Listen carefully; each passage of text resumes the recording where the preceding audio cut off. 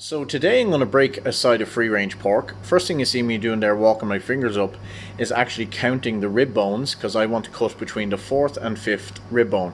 Some will split between 5th and 6th, I was just taught to do 4th and 5th. Then we get the meat saw out to cut through the backbone. We actually don't use the meat saw to cut through the meat, only the bone. It's kind of a bad name for it when you think about it. And we use a knife to cut that. Now, that is our forequarter. It's our shoulder and our jigget together. I will show you that later. Next, we're going to take the leg of pork off, just up from the H-bone. Again, cutting the meat with the knife, and then we're just going to use the saw to go through the bone. We don't want to use the saw on the meat because it just make a hames of it all together. It wouldn't be a clean cut. So we've done that, and then it's out with a nice sharp steak knife and just separate that. And there we go. We put that to one side as well. Now, this is your pork middle, which is your pork loin and your pork belly together. So we're going to take the pork belly off. If you boned and rolled this full piece, that's what you're making your porchetta out of.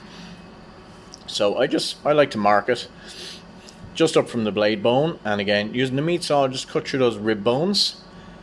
We're not cutting through the meat, just the bones. There we are. And then we're going to take that. In my right hand is the belly of pork, so we're just going to take that off with the knife, and then we're left with the loin.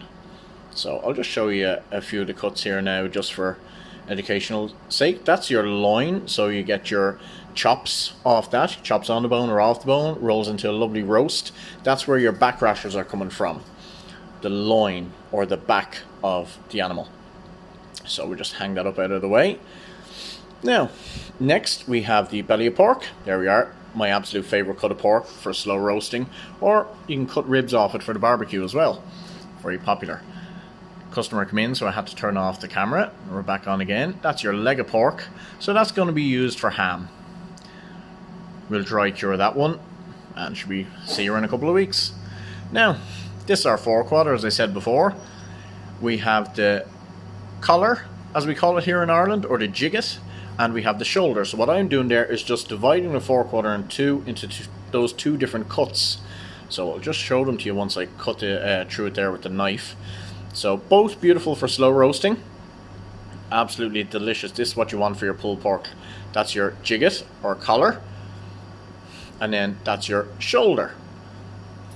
Now, if we're selling the shoulder, we'll take the rib bones out of it, just tidy it up a bit, take that foot off, and she's ready to rock there. So too beautiful. That's your pulled pork. Leave it on the bone. That's why it's called pulled pork. It's going to pull off the bone and pull apart.